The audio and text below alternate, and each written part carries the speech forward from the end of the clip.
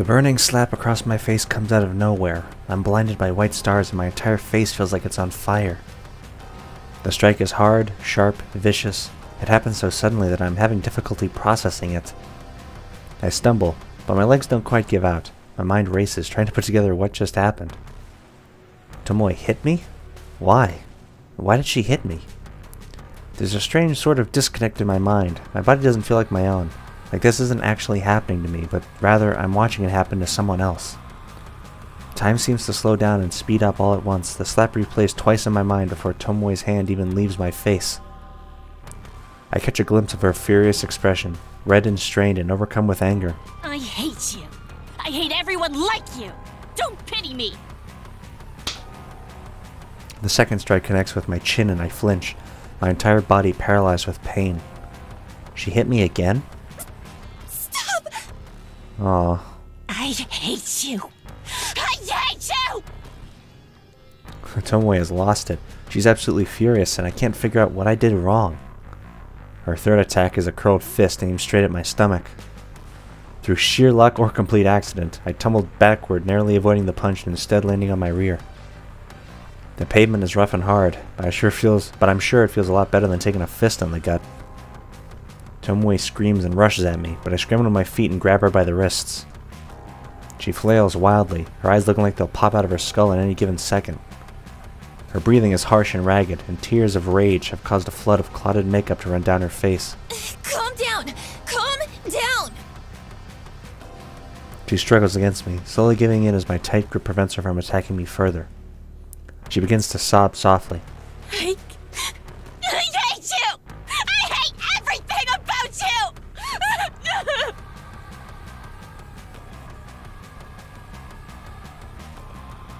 With a great pull, Tomoe frees herself from my grip. She steps away, cursing, and then runs past me.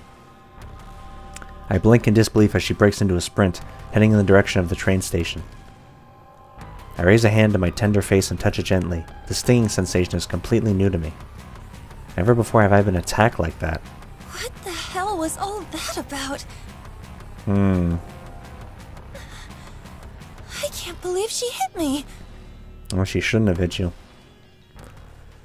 Physical violence is never the answer. The pack of frozen vegetables pressed against my face soothes my swollen jaw, but does very little to calm my nerves. Then again, Noriko, you are kind of insane. But I guess she doesn't know that, so.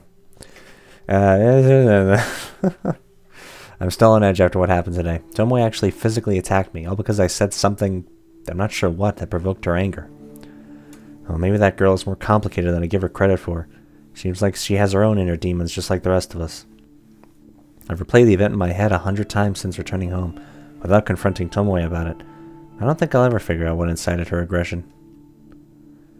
But I don't plan on talking to her about it anytime soon. I wouldn't say I'm scared of her, but I don't exactly want to encourage a repeat performance. I rest the bag of frozen vegetables on the small coffee table next to me. I think I've done all I can to reduce the painful swelling for now. Sighing and leaning back, I let the soft padding of the couch consume my body as I sink deeper. My eyes glaze over as I bring my phone to my face. My fingers lazily tap and scroll as I look through a carefully curated obituary newsfeed, a list of deaths that have been reported throughout the day. Using a set of handy filters, I narrowed the feed down to include only women's deaths, in the age range of 30 to 50. I set the location to cover all of Japan.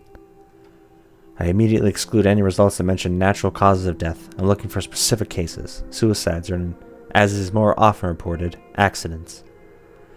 Of course, I'm looking to find out whether my latest victim has offed herself yet. Should the search string result return no results, then it's pretty easy to look up recent murders. They're few and far between. Between suicides, accidents, and murders, I've covered all the potential ways my victims could die. 9 out of 10 of those search results include a photograph of the deceased. Not a photo of their corpse, mind you. This isn't the database of the deceased I'm looking through. Rather, it's usually a nice, flattering picture of the recently departed, submitted by their kin to go along with their obituary.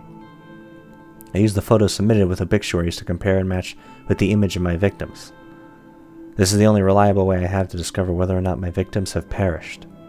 If I knew a victim's name, I could easily look up their current fate, but my website doesn't ask for that information. Call out respect for the victim's privacy, but there's a lot more to it than that, but that's a topic to dwell on another day. Tonight's search turns up no solid leads. I'm disappointed, but this result isn't entirely unexpected. After all, I set the date on my latest victim's photograph to tomorrow, and there's still time for her to freak out and end it all. I decided to go to sleep early tonight. I'm not even feeling hungry enough to eat the cheap convenience store meal that's been sitting in my fridge since yesterday. Though, if I go to sleep now, it'll feel like tomorrow arrives sooner. Tomorrow. I'll have to see Tomoe at work, and there's no way I can avoid her since her desk is so close to mine. The idea doesn't sit well with me. On the other hand, my victim might conquer herself, which would definitely make me feel better. It could very well be my next success, and the suspense is just about enough to kill me. Tomorrow.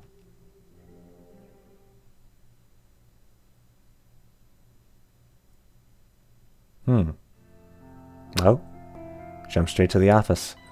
May 27th, Wednesday morning. I know it's Wednesday, but I just like to say Wednesday sometimes, because that's how it's spelled.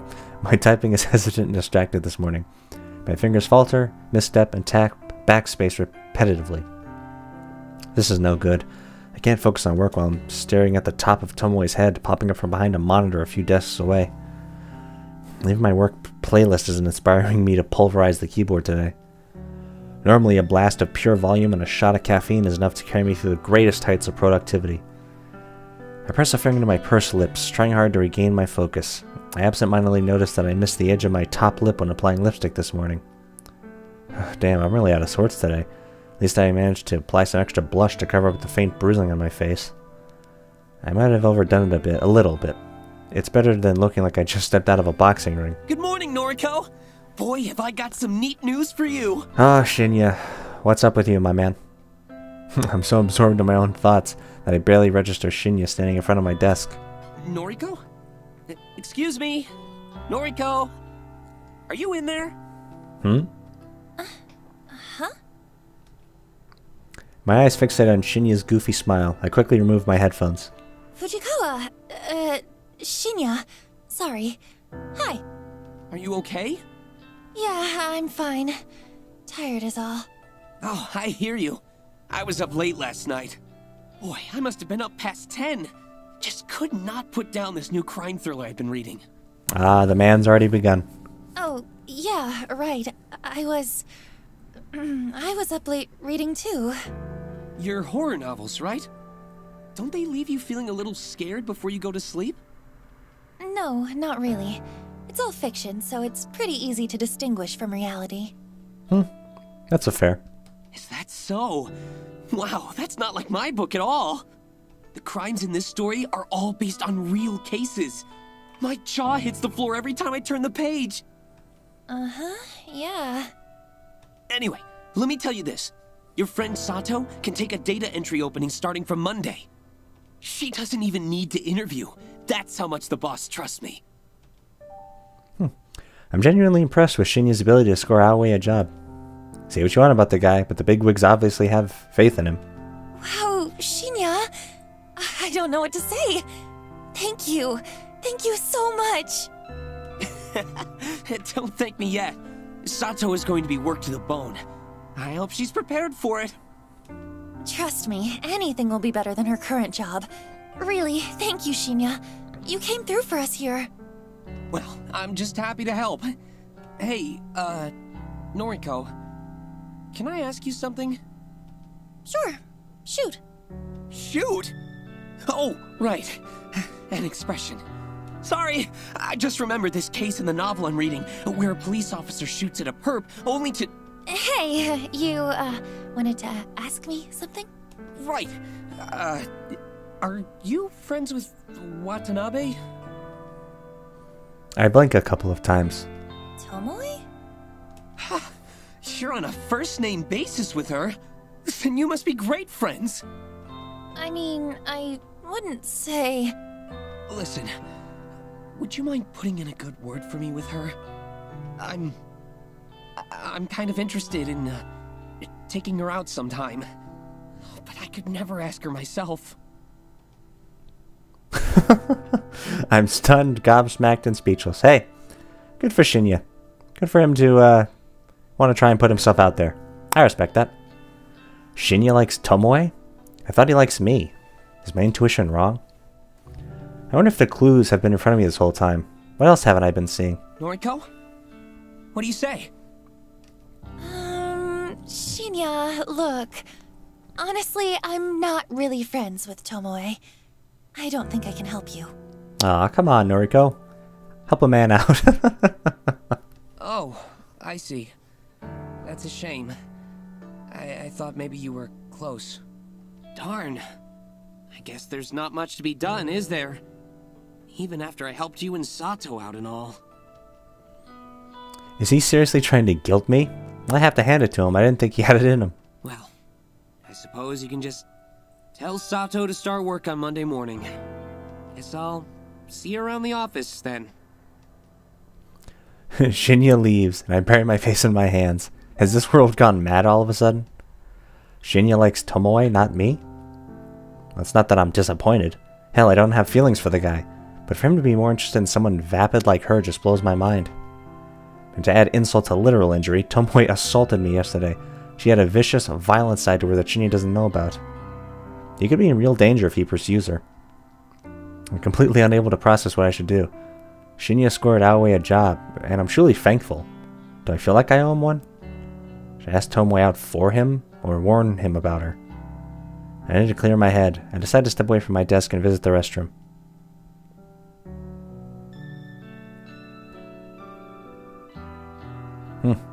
This is definitely not an American bathroom, that's for sure. Though I've no need to use the restroom, I enter a stall and lock the door behind me. Sitting on the toilet's closed lid, I lean back and exhale. I'm getting too caught up in office drama. That's what the issue is. It's unlike me. I'm supposed to be stoic, unflinching. It's my ideology, my entire identity. My emotions are better locked away than stitched onto my sleeve.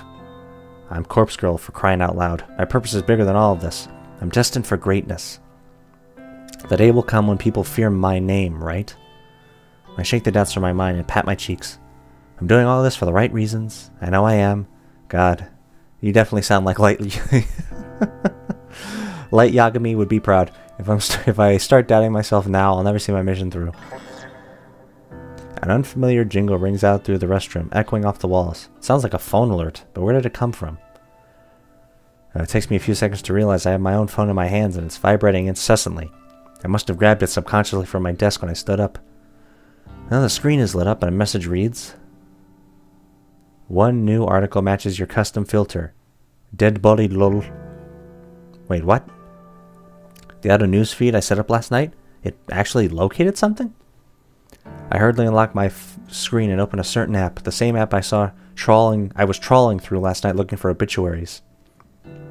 A little unread mail icon sits at the top of the screen, blinking and practically shouting for my attention. I hit the icon and read the information presented to me. Article posted online. Today, 11:22 a.m. Keywords found, 3. Miss, accident, numerical data range 30 to 50. Image data found? Yes. Wednesday, May 27th.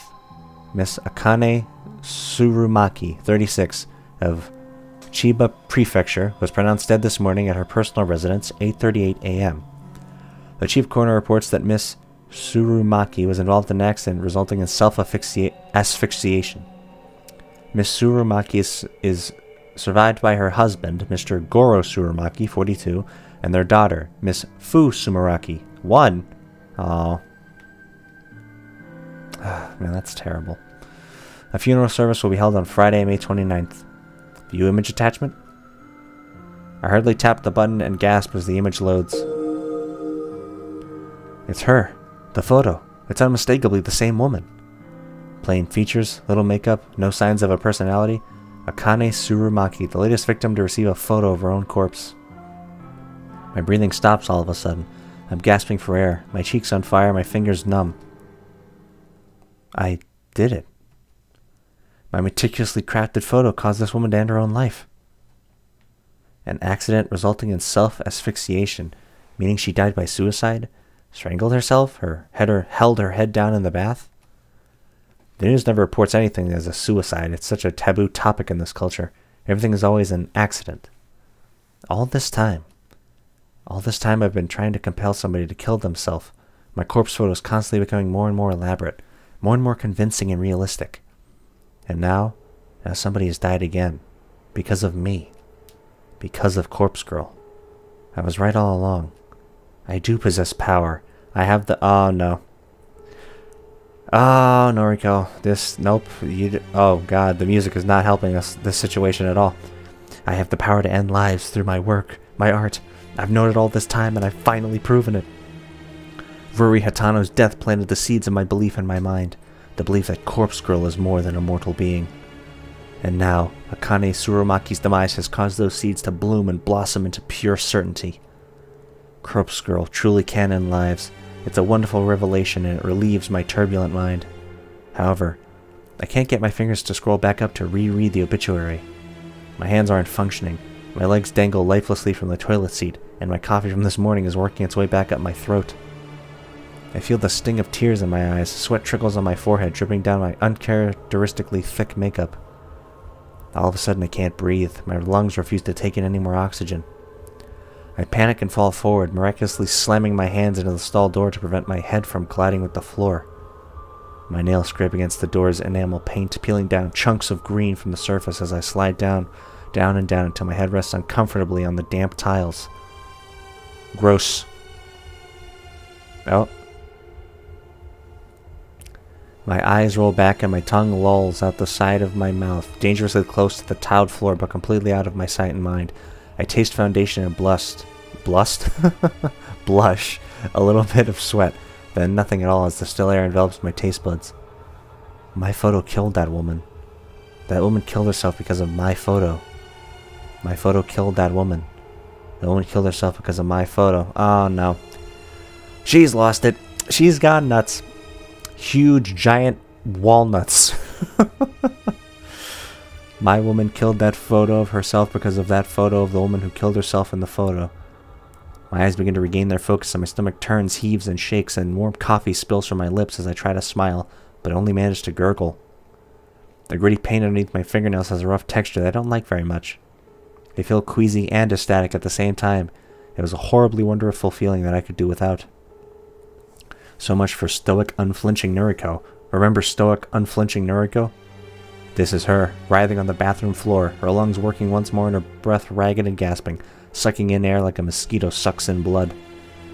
This is Noriko. Noriko with her grandiose fantasies of death and killing people without having to kill them at all, without having to leave her apartment because the outside world is scary, and there are people out there who are probably trying to kill her. I think Noriko needs help. Call it a hunch. She needs some help. This is Noriko, me, the real me, acting tough and fearless when I'm crying on the inside, always sad, always miserable, always lying on the bathroom floor with my fists clenched and my phone resting in a puddle, and my life slowly spiraling out of control. This is me. I did this. I killed that woman. She had a husband and a daughter, and some random person requested that I kill her, so I did. She probably didn't do anything wrong. She looked boring. She must have just rubbed somebody the wrong way. Maybe she didn't even know what she did, just like how I rubbed Tomoe the wrong way, and I don't know what I did. But Tomoe slapped me, twice, hard, and it hurt. It must have hurt that woman too when she strangled herself and killed herself. I killed her. I directly killed her with my indirect actions. She's dead now, and I'm alive. I'm still here, lying on the bathroom floor on the 14th story of Shinjuku's Temujin office building, and I have paint underneath my fingernails, and Aoi's going to start work here on Monday. Oh my god, yep. Nope, she's gone. It's kaput. But I did it. I killed her, finally, after countless months of pretense, of false starts and failures and disappointments. I killed somebody again. Corpse Girl strikes for the second time. And above all else, above this grime and muck on the floor, and the tingling feeling underneath my fingernails, above all of that, this feels good. This feels so good. Blood has returned to my legs, and the pins and needles have faded, and my toes quiver beneath my stockings and shoes. Electrical charge pulses down my thighs and dissipates through my feet. I manage to plant two hands firmly on the tiles and push myself up onto my wobbly knees. I suck in air and breathe all of it back out almost at once. I feel dizzy, and a bizarre warmth is welling up inside my stomach and chest. Oh god, she is... Yep. Ooh, okay. I managed to steady myself enough to sit back on the top of the toilet seat, With my feet planted firmly on the ground and my hands resting on my lap, I try to regain my sense of self. I might have lost my composure a little bit upon reading the news, but who could blame me? Everything I worked for over the last year is finally starting to pay off. My second victim is dead. With this, Corpse Girl's popularity is sure to rise. More and more people will issue requests through my website. More and more people will receive corpse photos. And more people will. She killed herself. She killed herself. Oh, how I wish I could see the real body. If only I could see her mangled corpse drenched in sweat and finally at peace. I notice my phone is wedged between my wet fingers. I must have subconsciously scooped it up from the pool of muck on the floor. I try to ignore the sticky texture clinging to the screen. My fingers no longer numb. I scroll up and reread the obituary article. Misakane Tsurumaki, 36, Ochiba Prefecture, was pronounced dead this morning. Dead. Pronounced dead. My breathing staggers once again. My jaw gently lowers. Involved in an accident. Hot steam clouds my face, resulting in self-asphyxiation. I salivate unconsciously, a trickle of moisture creeping down my chin and dropping on my lap. My cheeks are flushed, my vision slightly blurred. She killed herself. Because of me. She killed... I let out a gasp as my hips... Let's try and calm down a little bit, Noriko. Huh? Rise against my will, my toes curl, my legs stiffen, and my skin tingles. I lean back against the cistern, the cold porcelain penetrating the thin fabric of my clothes and chilling my burning hot skin. Right? My eyelids flutter as my mind hazes over. I can't control my body any longer. All the anticipation of the last few days, the tension building in my muscles. I can't. My legs tense up, my knees buckle, my neck tilts back, a whispered gasp slips softly between my lips. My phone falls to the ground once more as my fingers slowly uncurl. That dull tink sound as it hits the floor is the last thing my foggy mind registers before I drift away.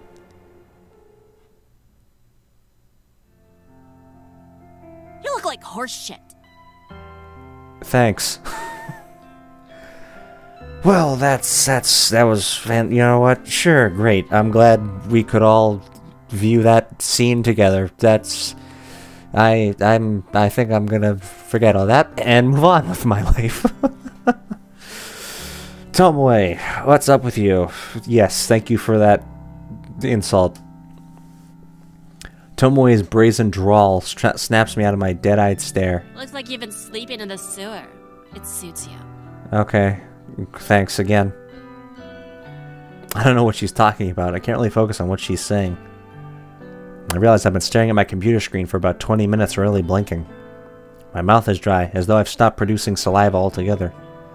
A dull throb in my lap causes me to cross one leg over the other in an attempt to get comfortable. You know, I'm talking here. It's rude to ignore your superior. Right? I swallow in an attempt to moisten my parched throat before speaking in a cracked voice. Do you need something? Thought you should know that Shinya and I are gonna hit the town on Friday night. Turns out he's fancied me for a while now. Oh, Shinya went forward and asked Tomoe out. Well, I guess good for him. That he had the confidence to put himself out there. Good for the man. In the end, seems like the better gal won, don't you think? Alright, Tomoe, listen. There are some things in life where you gotta just take your victory and move on. You don't gotta rub salt in wounds. Seems that way. Is that all? I can tell Tomoe is trying to get under my skin, but I'm honestly not in the mood to deal with it right now. I thought you'd be more torn up about it. I don't care in the slightest. Why don't you go sit back at your desk? Whatever. Hey, maybe I'll meet you after work again. Why? So you can attack me again? I realized my voice was louder than intended. A few people nearby tilt their heads quizzically. Tomoe takes a cautious step back. Keep your voice down, psycho. Stuff like that's between me and you. You assaulted me. I should report you to the police. Don't you dare! Lost for words, Tomoe turns tail and walks away. I sigh and lean back in my office chair. Why do I feel so exhausted? My mind flickers, piecing together fragments of memory from the bathroom a short while ago. That's right, I let myself get carried away in the exhilaration of my success. I temporarily stepped away from my own body and let my basest instincts take over. But I'm in control now. I'm myself again. I'm Noriko, stoic and unflinching. I'm Corpse Girl, successful and feared. I can kill people as easily as I can manipulate a photo. People like Tomoe should be scared of me. People like Tomoe shouldn't mess with me. I'm in control now. Well, yep, we've gone full Death Note. Oh. Climbing the steps to my apartment is always such a chore. I wish I moved into a building with an elevator, but I simply couldn't afford to win two when I first moved out on my own last year. These old apartment buildings creak and groan when you ascend the stairs. On top of that, you can hear the bustling of other people within their tiny homes as you progress up each floor. There's always a slight whiff of mold or mildew whenever I ascend the stairs. I want to chalk it up to the fact that the building is so old, but it's possible some of the residents here don't keep their apartments very clean. At the very least, this neighborhood is decent. I feel safe in my home, even if it's small and cramped. And my neighbors are respectful from what I can tell. Not that I really know them at all. In fact, the only neighbors I have regular contact with are the very same ones I leech Wi-Fi from. Some middle-aged divorced guy named Kenji, who lives on the floor below me, and his daughter Momo.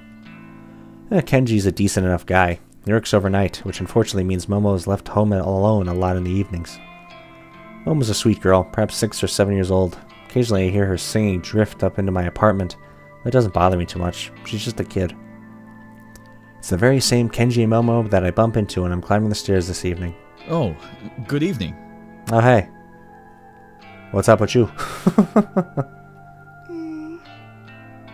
Oh, is that a fox? Oh, I thought that was a backpack. I thought she was I thought she was carrying a backpack. It was like one of those face backpacks, like Hello Kitty backpacks. Does anyone know what I'm talking about? I'm just gonna move on. Hello. Yo. We're just on our way to get some dinner. Isn't that right, Momo? Yes. That sounds nice. I hope you have a good meal. Thank you. Say, are you feeling okay? You look like you've been in some trouble. There's dirt or something all over that side of your face. I tilt my head and reach a hand to my cheek. Sure enough, dry muck has blended into my makeup and caked over my face. Seems like my eyeliner is smeared as well. Is this from when I fell in the bathroom? Ah, damn it, have I looked like this all day? Oh, right. I try to make up some lie so Kenji doesn't worry about me. I actually fell asleep on the train home, and I guess the seats were kinda dirty. Is that so? You should wash your face and do your makeup again. I can help if you like. I can't help but smile slightly at Momo's generous offer. Thank you, Momo. I'll be sure to wash up and make myself look nice again. You should go have dinner with your dad. The girl nods resolutely. Well, I hope you're okay at any rate. Have you been working hard at the bank? Oh, actually, I just work at the head office for the bank, so... Oh, that's right. Sorry. Data something, right? Yeah, data entry. It's a bit dull, but I'm happy enough. That's good. That's very good. I know it's hard for kids like you to get good work in this economy. When you find a job like that, you really have to hold on to it. When I was your age, I could only find cleaning work. I must have had a dozen different janitorial jobs. Before I met Momo's mother. I blink a couple of times. It's not like I talk to this guy often. Really, we hardly know each other. Still, I've never heard him actually mention Momo's mother before. Most of the things I know about him I've just pieced together from context. Mom? Oh, she's tearing up. Maybe not the best time to bring this up, my guy. Of course, things are different now.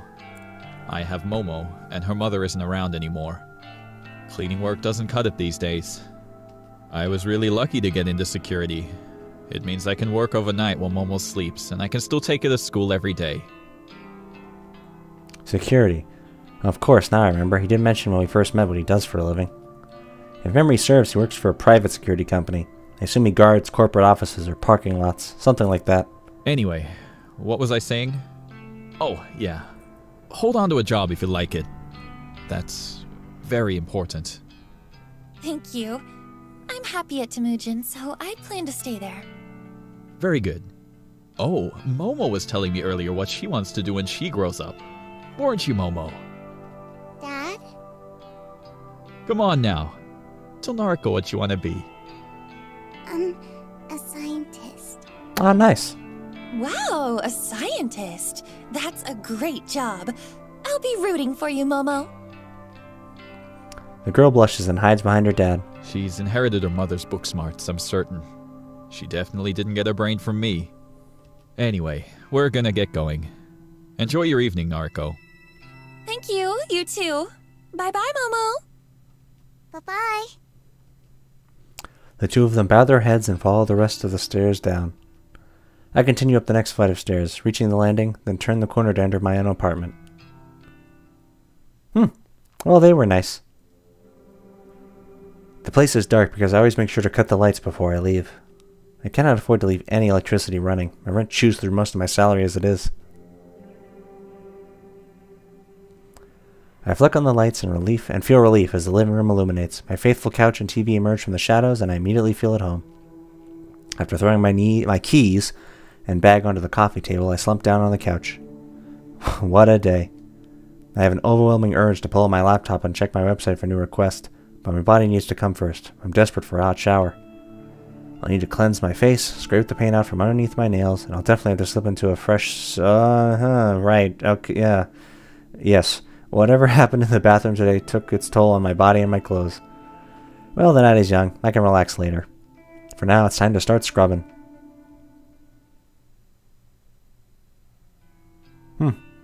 Convenience store. Thursday, May 28th. The convenience store is a little more crowded than usual. The mundane chatter of business people, students, and workers buzzes in the air like a swarm of relentless flies.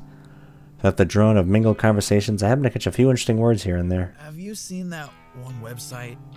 Oh. What do you mean by request a death? My lips curl into a half smile, half snarl. Since he always cheats, I thought I might upload his photo. And you think Corpse Girl really exists? To hear so many people talking about Corpse Girl's website is enough to make my nerves tingle. However, I know they're not talking about it because of Akane Tsurumaki's death. As far as I can tell, her death wasn't reported to the news as a suspicious case. The only source of information I could locate was her obituary. And that didn't mention anything about foul play, so there's no way anyone could know that Corpse Girl was involved. People are talking about the website in the same way they always have. Like it's just an interesting topic of conversation, an icebreaker, one of those things you tell your friends to entertain them. And therein is my issue with the website as a topic of conversation. It's just an urban legend, a point of discussion that inevitably fizzles out and is forgotten. People talk about it, people visit the website out of curiosity, but very few people take action and request a death. That's the part that annoys me. If people don't actively participate, how can I prove myself to the world? How can Corpse Girl claim her victims if there are no victims to be claimed? As long as the website is simply a talking point, a myth, an icebreaker, then Corpse Girl's ambitions will remain unfulfilled. Well, to be fair, I haven't yet provided a compelling reason for people to take the website seriously. The death toll is humiliatingly low. I need to ramp it up and step up my game for Corpse Girl's sake. Until I manage to do that, people will continue to simply discuss the website in hushed tones like it's some taboo fantasy that shouldn't be spoken of. But with some more time and some more victims, soon everyone will know to fear Corpse Girl. Thanks to the constant drone in the convenience store, I barely register the quiet melody of a ringtone. Eventually, my ears become keen enough to pick it out and I answer my phone. Hey. Good morning, Noriko. Is this a bad time? Oh, owie, hello again. Not at all. I'm at the convenience store. Oh, good. I wanted to catch you before work. No worries. I actually meant to call you yesterday, but the day got away from me. That's okay. I wanted to ask if you spoke to Shinya yet? I sure did. Guess what?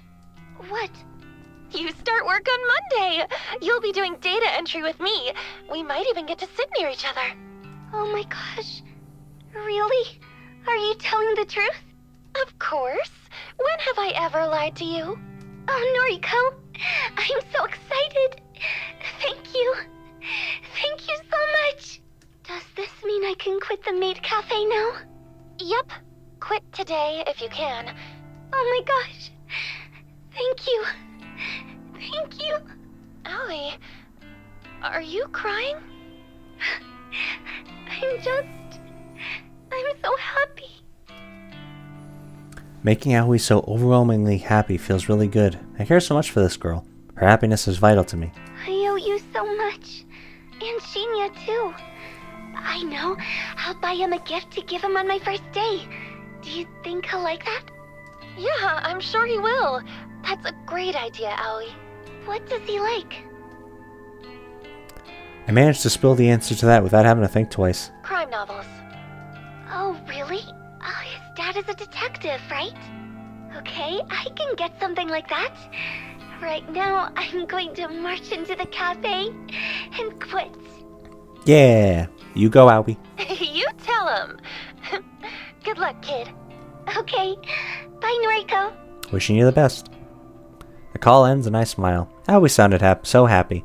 I'm really glad I could help her out. She deserves to be happy. I barely have time to select a can of coffee from the line of refrigerated shelves before my phone rings again. Huh? Aoi? Sorry to call again, Noriko. I just, something was bugging me, so... What's up? Did I, this is going to sound stupid. Did I thank you for getting me the job? Aww. Aoi's very happy. Oh, yeah, you did. A few times, I think. Okay, phew. I just wanted to check. It was bothering me, and I didn't want to come off as ungrateful, so... you know what? Just to make sure. Thank you, Noriko. Okay, I'm going now, really. Bye-bye. Peace. Bye, Aoi. The call ends and my brow furrows. That was strange, but maybe not so strange for Aoi. I guess she really wanted to be polite. I shrug it off and return to selecting my coffee for the day.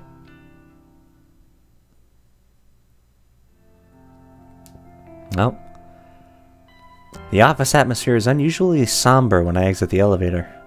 There are fewer people around than normal. Some executives I rarely see on this level are hovering around in one of the glass screen cubicles to one side of the floor. I spy Shinya standing at his desk talking quietly on the phone. He's nodding and bowing a lot, despite the fact that whoever's on the other side of the call can't see him. I want to ask somebody what's going on, but nobody seems to notice me arriving. I shuffle my way to my desk and sit down. I spent some time looking over a spreadsheet of today's tasks. After going through it thoroughly, Shinya arrives in front of my desk, seemingly out of breath. Noriko, has anyone filled you in yet? No. What's going on? Why is half the office empty? Well, you see, somebody within the company died yesterday. What? Oh? Somebody we know? Shinya shakes his head slowly, his expression gravely serious. Nobody you would have interacted with. She was an exec, up on the 21st floor. Apparently, she never showed up yesterday, but her coworkers just assumed she was taking a personal day. This woman wouldn't happen to be, you know, coincidentally that woman? People started getting the news in the afternoon. She was involved in some sort of accident, and now she's... Dead? Shinya glares at me, his narrow pupils seemingly accusing me of being tactless. Yes. Dead. So, I mean, I get it's a tragedy and all, but how does this explain where everyone is today? You should have received an email sent out by HR this morning. Basically, everyone is being offered professional grief counseling. Seriously? I think some people are taking up the offer, but I suspect some other employees are using the opportunity to skip out on work. Regardless, what happened to Miss Tsurumaki was a tragedy. So unexpected. Well, the music just stopped, and also it's Tsurumaki, so yeah. Not really a surprise, but... jeez. I blink a few times, getting ready to turn back to my computer. Miss Tsurumaki? Wait, what was her name? Huh? Ms. Tsurumaki. It should be in the email. She had a young daughter and everything. It's really sad. Akane Tsurumaki? Though I've never met her before, her face appears in my mind with startling clarity. Self-asphyxiation. An accident. She worked here? I can scarcely believe it. It's true that this is a massive company with thousands of employees Japan-wide, but still. For her to work in the very same building as me? It's too coincidental. It doesn't feel right. Would I have gone through with killing her if I knew she worked in my building? This scenario creates more questions than answers. The person that requested her death, do they also work here? Well, it would have to be somebody who knows her well enough to want her dead. Odds are high that they work here as well. You okay? I realize that I've been spacing out and turned back to Shinya. Yeah, sorry. Just thinking is all. Well, grief affects us all in different ways, I think. Yeah, no, you're right. The details for the counseling sessions are in the email. Be sure to take up the company's offer if you think it'll help. As for me, I think I'll be okay.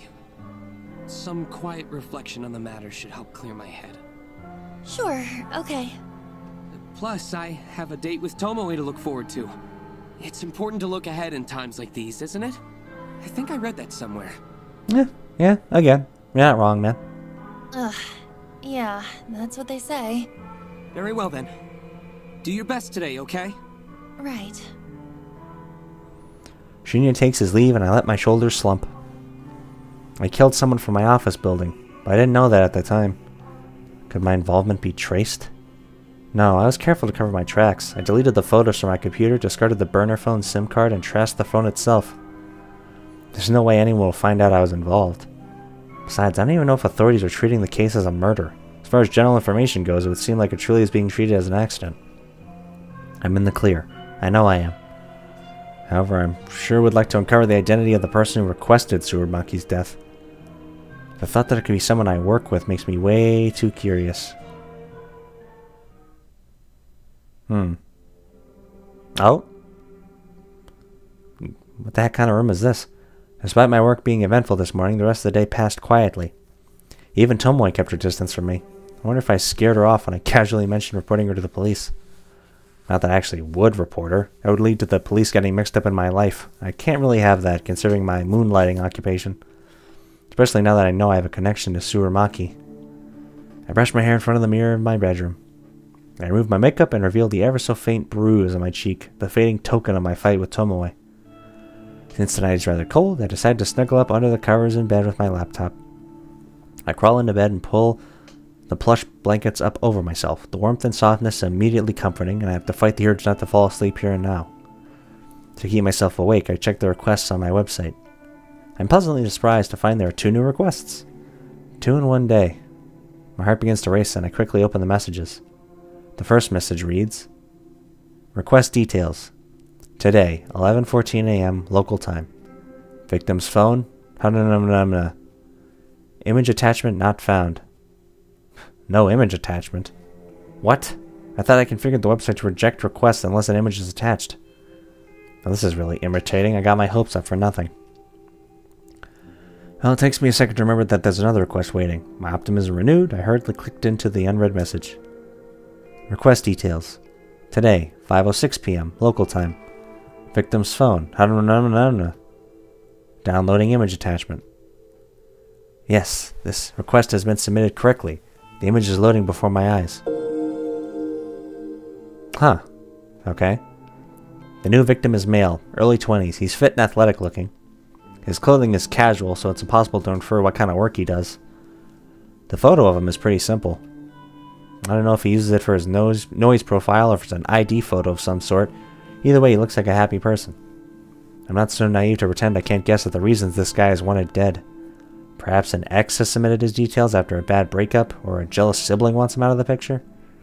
People's motivations are purely selfish. Requesting the death of somebody is guaranteed to be motivated by self-interest.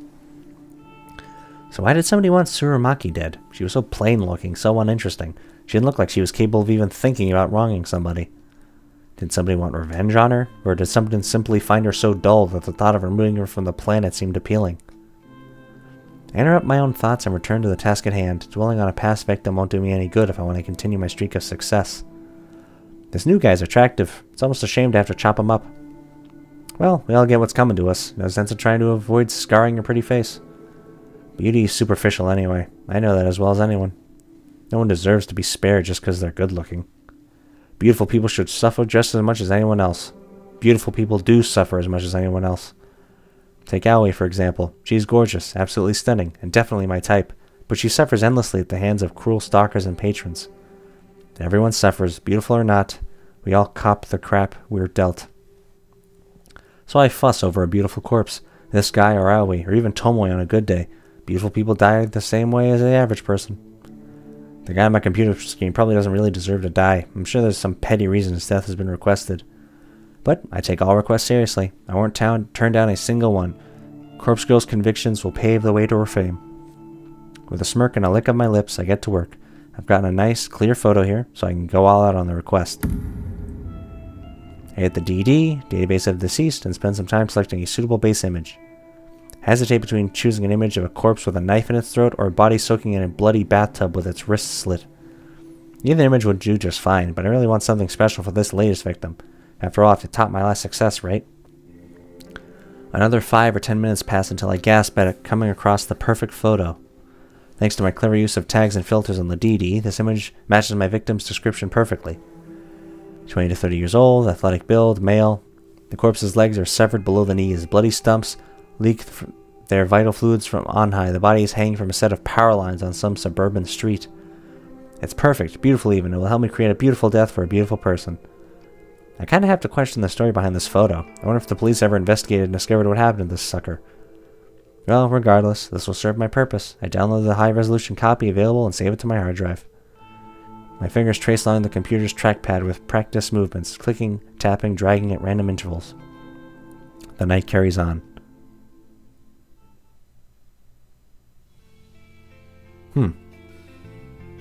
May 29th, Friday morning. My walk through the train station this morning is confident, cocky, self-assured. I board the train and even managed to take a seat for the first time in a while. I withdraw a worn book from my handbag and flip open the cover. There's a name scrawled in blue ballpoint pen on the first page, but it has become faded and illegible over time. I don't quite remember where I picked up this book. Maybe I discovered it at a secondhand bookshop, who knows. They own so many obscure tomes, I can't be expected to recall purchasing every single one. Its aged cover and withered spine both bear the same title. Fausse Photography, a comprehensive history of photo manipulation. I'm sorry if I pronounced that incorrectly.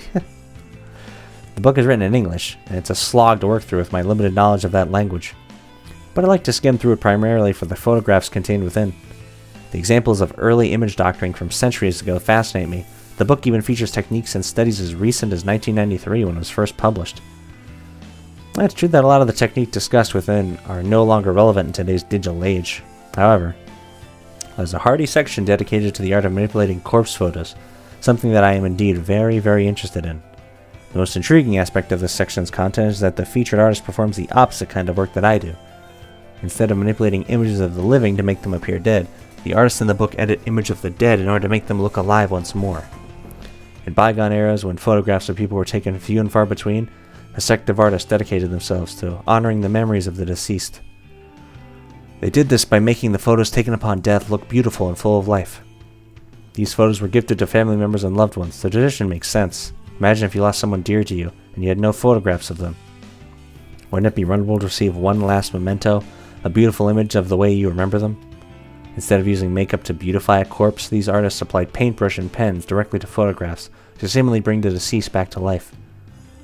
The impressive aspect of this process is the way they illustrated the corpse's eyes to look full of life. Even though it's a far cry from the work I do, I can't help but feel some sort of kinship with the artists discussed in this book. Surely we are cut from the same cloth. Browsing through the images in this book inspires me to work hard at my own photo editing.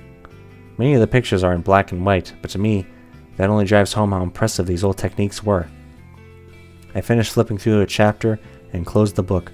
I held the tattered tome close to my chest and breathed a sigh of satisfaction. The next station is Shinjuku. The doors on the right side will open. Please change here for the Chuo line, the Shonan Shinjuku line, the Saikyo line. Nope. I quickly stuff the book in my handbag and get ready to disembark the train. Sorry for that yawn. Oh, We're on a street. I'm certain nobody is looking. I carefully open the lid of the large dumpster in front of me. The stench of rotten food and who knows what else assaults my senses as I reflexively gag and splutter. The staff at the convenience store really need to seal their trash in plastic bags before tossing it in here. Ugh, this is disgusting. I have to stop doing this. The raised open lid locks into place at a 45-degree angle, allowing my now free hands to retrieve a small black object from my handbag. It's a flip phone, a cheap plastic thing with a shiny charcoal finish. I open it up and tap on the retro tactile keys, confirming that I've completely deleted all sent messages and photos. Lying to myself, satisfied that I've covered my tracks, I eject the battery from the back of the casing and toss it in the dumpster. Then I snap the phone in half along with the hinge, separating the screen from the keypad. The screen crunches into pieces with a gratifying ksh underneath my shoes. I retrieve the smashed parts from the asphalt, careful not to prick my finger on the sharp glass. With hardly a glance, I unceremoniously launch the broken parts of the phone into the dumpster. I clap my hands together to dust them off. That's yawn number 2, my apologies. Then shut the dumpster lid and hurry away. I sidle? I've seen that word before, but I always forget how it's pronounced. Between the brick wall of the convenience store and a narrow metal railing intended to keep people like me away from the dumpsters. Now in front of the convenience store, I finally feel like I can breathe deeply without fear of inhaling the toxin contents of that dumpster. I let my lungs take their fill before nonchalantly crossing the street. Well, that takes care of my latest burner phone. Before leaving the office building, I cracked the SIM card in half.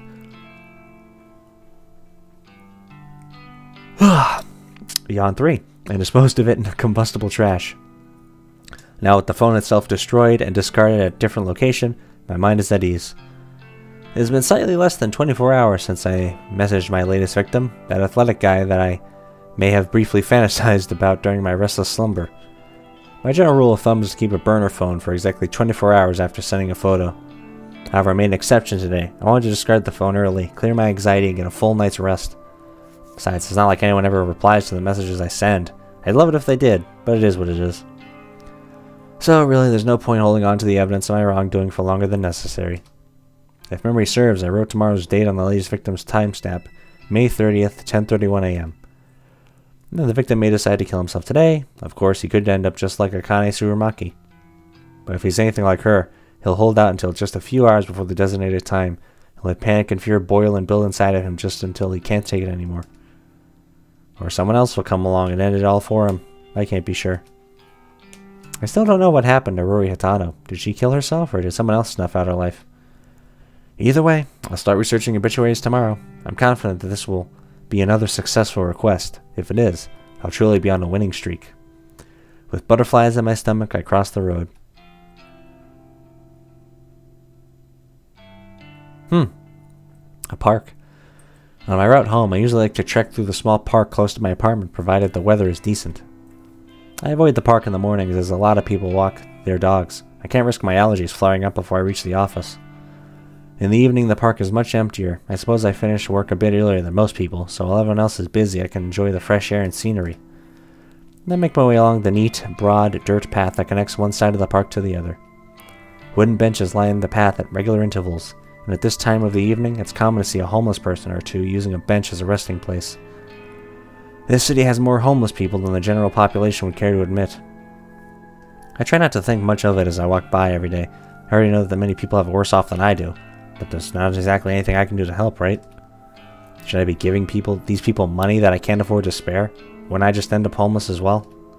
I'm not exactly broke, but I live month to month on my salary. It's expensive to live on the outskirts of Akihabara, and commuting to Shinjuku every day isn't exactly cheap either. Then you add in electricity bills, phone, food. I mean, I don't eat unless I have to, but I'd starve if I didn't buy a meal every other day. And don't even get me started on the cost of coffee I drink. If I'm lucky, I can score a can for 100 yen, but more often than not, I'm paying up to 150 for a single can. Even if I were to buy canned coffee in bulk from one of those huge variety stores like Don Coyote, I'd still only save a handful of loose change. I wouldn't have access to the familiar selection I get at the convenience store. I'm just thankful that I don't go out for drinks after work like most of my colleagues. If I had to buy a few rounds of beer every week, my bank account would definitely dry up. By avoiding that kind of group outing, not only do I save money, but I'm also not forced to spend more time around people. It's a win-win situation. Realizing I'm trudging along the path at a snail's pace, I tell myself to speed up my gait. Towards the exit of the park, the silhouettes of 2 people on a bench come into view. The sound of laughter carries on the wind. I can't help but feel like I've heard the voices before.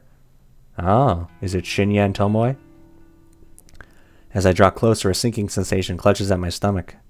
I immediately get the urge to turn around, but I'm so close to home. Aha! It's Noriko! Fancy seeing her here. Well, yes it is. Noriko's here. Tomoe and Shinya.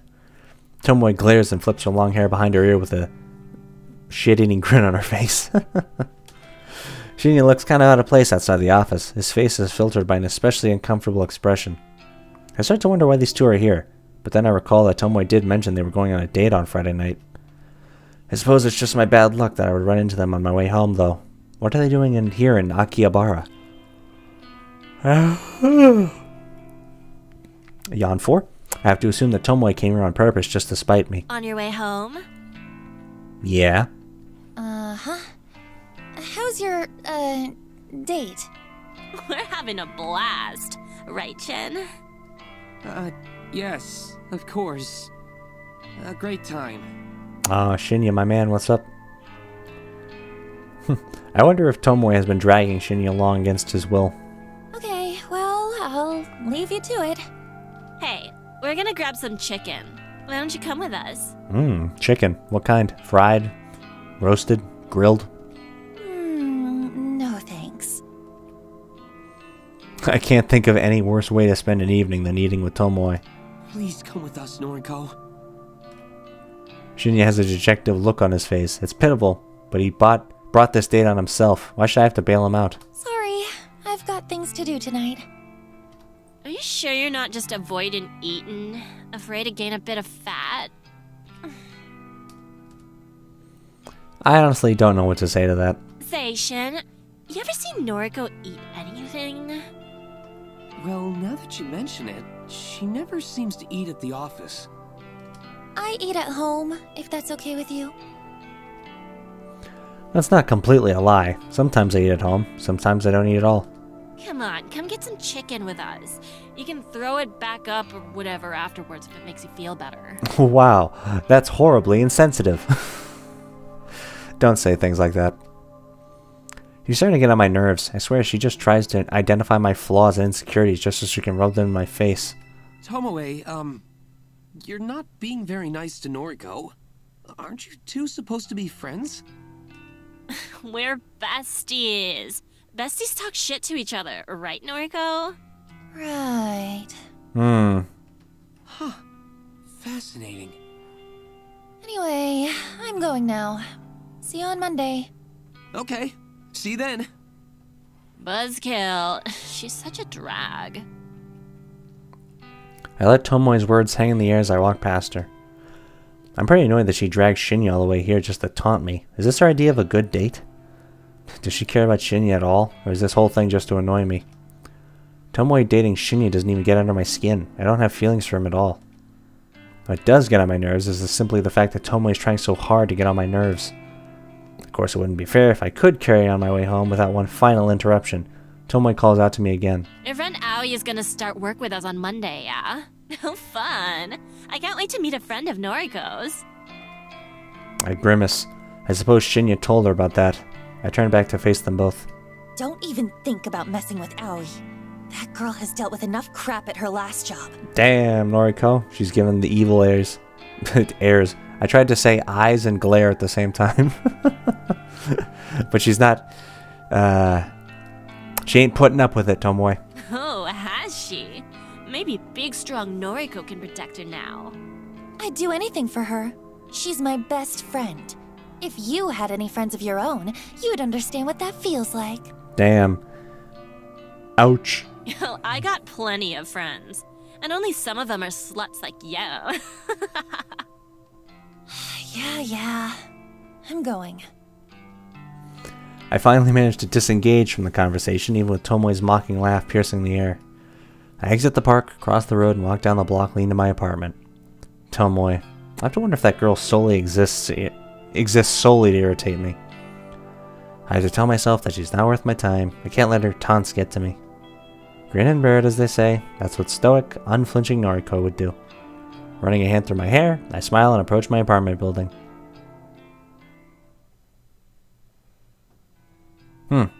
Library.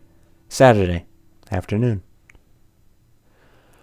I spent all morning trying to unsuccessfully to calm my nerves.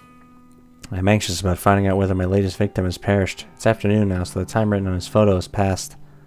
If my work was successful, I should know soon enough. I've already set up an obituary news alert on my phone to keep me informed. Instead of sitting at home all day and waiting for my phone to go off, I decided to visit an old favorite hangout. Public libraries don't get the credit they deserve in this age. They're quiet, calm, soothing. I could sit here for hours for free and just get lost in different worlds. Plus, they always carry works by my favorite authors. Sometimes the librarians are even kind enough to recommend titles to me that fit my tastes. I don't feel judged here. Nobody looks at me and mocks my clothing or my makeup. Nobody looks at me and asks if I've had enough to eat lately.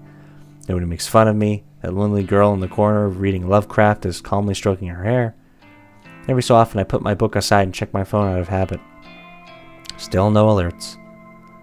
Have I miscalculated something? Did my latest photo not look convincing or damning enough to inspire suicide or murder? I find myself growing increasingly anxious and impatient. Cthulhu, huh? You a Lovecraft nerd? Kojiro. Nice lavender shirt, my man. Looks good. I blink twice and look up at the strange man standing over me. Huh? What the heck are we wearing? Is that like frill? I don't know. I don't know enough about fashion. Sauce. Didn't mean to interrupt. Notice you're reading Lovecraft. Huh. In Japanese, too. Saz. Is that like sorry, but shortened? Saz. You know what? I'm gonna have to use that now. Kojiro, thank you. I'm gonna steal Saz. Didn't know this book had been translated. Yeah. My English isn't great, so I read the translated versions. That's mad. Do they translate esoteric names? Can't imagine Cthulhu being easy to write in kanji. That's mad? Oh my god, this man. Kojiro, I like the cut of your jib. Well, it's written in katakana, so... Of course. Kojiro. The man extends a hand, and I can't tell if he wants me to shake it or pass him my book. What? I'm Kojiro. You? Noriko. Kurosawa. Nice. Just Kojiro for me. No last name. Call me Koji. Koji. You got it, bro. You don't have a last name? Used to. Lost it. Fire, you know. I'm just Kojiro now. Alright. This guy is weird. His clothes smell like they've been stashed in the back of a closet for a decade or two. His face is unshaven and his eyes are scarily clear and focused despite being masked by a pair of thick glasses. Didn't mean to keep you. Saz again. I'm looking for Nobel Sinclair. He around here? Nobel Sinclair? That's a fantastic name. Also, thanks again for saying Saz. I mean, I don't know. Who? Writer guy. Did that book about befriending the dead? The librarian told me to check these shelves. Sorry, I don't really know. No worries. I'll find him. You know, you look like the type who'd enjoy his books. Not to judge you by your cover. Book joke. Need a strong stomach, though. Messed up shit. As much as I hate to admit it, this stranger has captured my interest. How messed up are we talking? Well, his first book describes dressing up corpses, taking them to dinner. Goal is to not get caught out. Mad, right? Like something out of that American movie. Weekend with Bernard? Or something like that. Uh-huh. Second book goes nuts. Main character fills a school classroom with bodies, all dressed up as students. Runs lectures and records them, puts them online. Best part? No one can figure out if these books are fiction.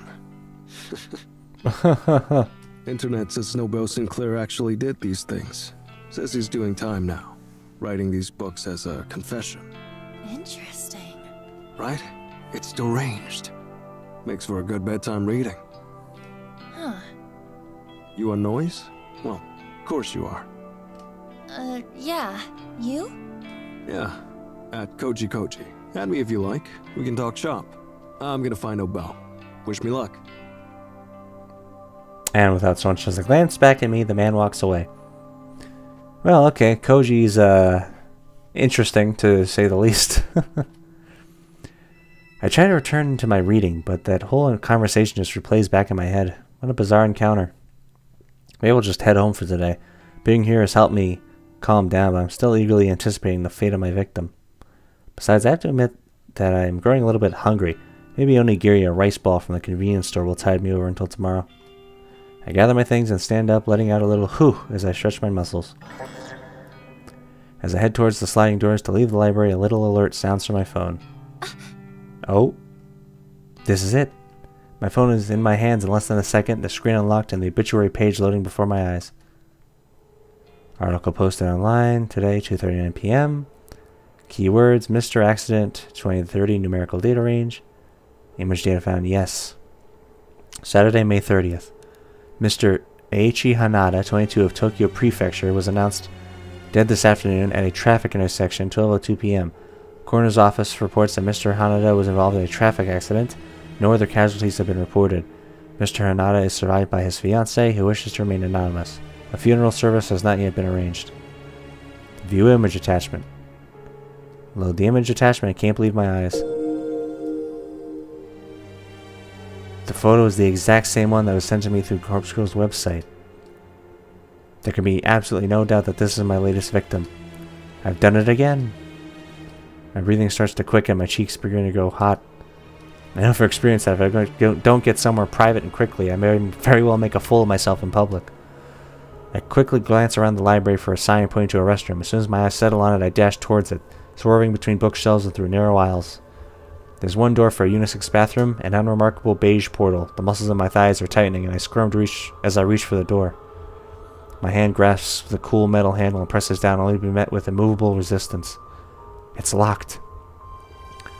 There's a sign on the door, and notice that I completely ignored in my haste. Closed for cleaning. Shit!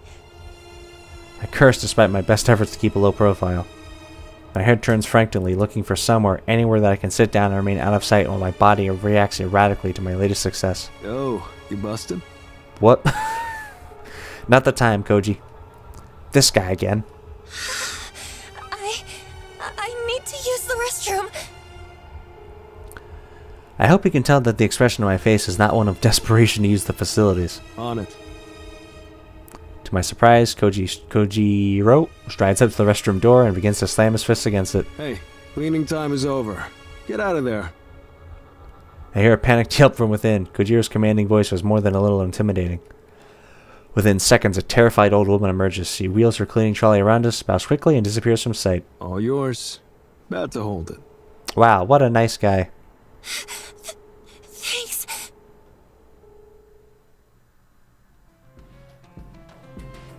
This bathroom looks suspiciously like the other bathroom, but flipped and a little darker. I dash past Kojiro, unable to believe what is happening here. I slam the door behind me and slip into a cubicle. As soon as I sit atop the toilet's closed lid, my legs begin to shake uncontrollably and I have to lean backward to steady myself. Eiichi Hanada is dead, killed in a traffic accident. That can mean anything, but I'm willing to bet that I caused his death. After seeing that photo of his dismembered corpse, he might have purposely crashed his car. Or perhaps someone else rammed into his vehicle, intent on murdering him on behalf of Corpse Girl. Well, these are pretty big leaps in logic. I still don't know how my power works. I don't know why these victims end up dead. But the cause of death ultimately doesn't matter. What matters is that Corpse Girl is victorious once more. I find myself panting, squirming, struggling to restrain myself. My vision fogs, my knuckles clench. And, with barely a fanfare, I begin to cool down all of a sudden. Just like that, the overwhelming urge to explode simply flutters away. Huh? My breathing regulates, my legs solidify, and the rest firmly on the ground. This experience wasn't nearly as staggering as last time. Maybe because I was so confident that this victim was dying, my body already prepared itself for it? Have I already become desensitized to my ability to wield death itself? I won't pretend that I'm not disappointed. That exhilarating feeling I experienced last time, the complete and utter loss of control, it was addicting. I craved experiencing it again. Still, I need to remind myself And the most important thing, I fulfilled the request issued to Corpse Girl. That's 2 new victories in a row. 2 victories in a single week. As long as requests keep coming in, I can keep achieving my goals. I can do this. Full of confidence and feeling steady once more, I exit the cubicle and leave the bathroom.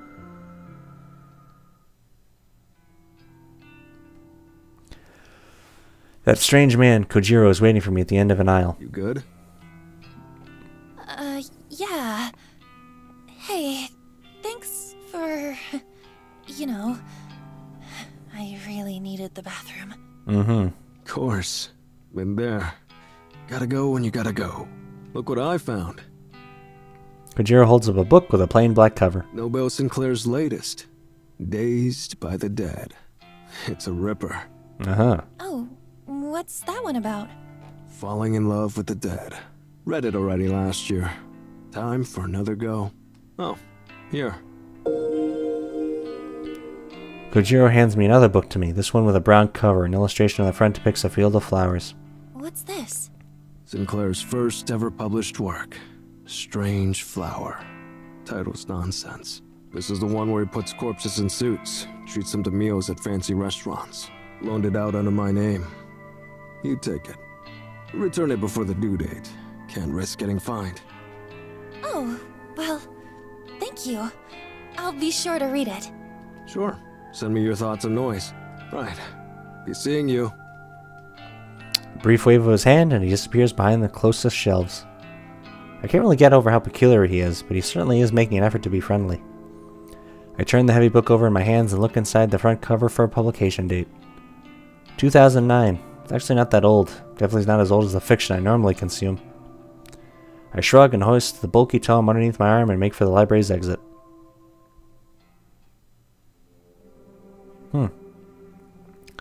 I feel uncommonly hungry on my way home, so much so that I decide to stop by a restaurant and get some dinner. I wonder if killing stirs my appetite. I often pass this establishment when I exit the train station in Akihabara. It's an old venue that serves traditional Japanese food as well as popular Western dishes. To say that I've always been curious about eating here would be accurate. I've been working hard lately, achieving my goals. I can afford to treat myself to a cooked meal, right? Why do I find it so hard to justify that? I'm even going to eat at a booth tonight. Another rarity for me.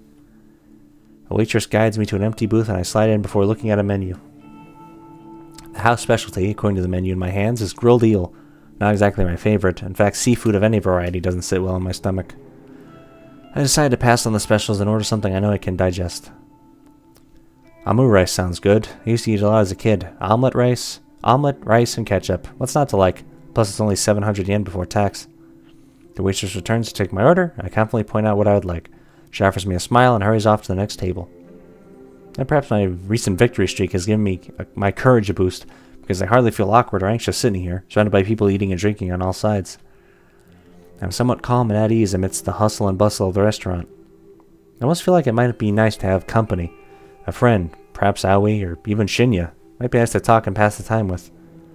Oh well, in a way, I do have some company. I retrieve a book from my handbag, the very same book Kojiro lent to me, and I open up to the first chapter.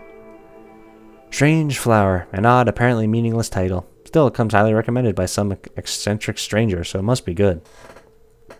My meal arrives when I'm a few pages into the book. I thank the waitress and look at the almo rice before me. It smells good. It's presented beautifully. I could probably eat at least a quarter of this portion without feeling ill. I pick up a spoon and slice through the middle of the almo rice, causing a puff of steam to billow up. Throwing caution to the wind, I scoop up a good amount and bring it to my mouth. It's delicious. No other way to describe it. The convenience store meals I normally eat can't even compare to something like this.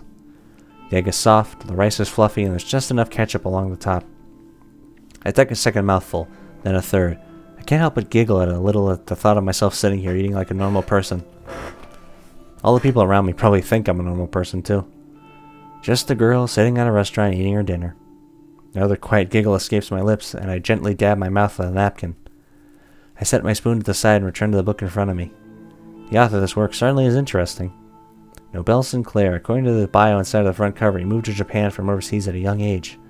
The book was written originally in Japanese. It's not a translation, but even so, the writing style is quite unusual. I can't quite put my finger on what is strange about it. Maybe it's the lack of complex kanji used throughout. Everything is written rather simply in hiragana, almost like the intended audience is elementary school kids. But that can't be right. The themes contained within are truly disturbing. Maybe the author just doesn't have the greatest comprehension of writing in Japanese. It's true that a lot of adults have trouble. It's true that a lot of adults have trouble with complex kanji. Professional authors, though, not so much. Well, anyway, it's not like it matters too much. The book is interesting enough to keep me turning pages. I must be completely absorbed in reading because before I know it, a waitress is politely letting me know that the restaurant is closing soon. I nod and look at the plate of amuro rice in front of me. The meal has gone cold, and I only ate 3 bites. Still, I'm feeling full now, and I really enjoyed what I did eat. I don't even feel any added weight on my hips as I get to my feet. That's definitely a positive thing. I stretch my arms and legs, put my book in my bag, and offer the waitress some money along with the bill. Oh. Okay.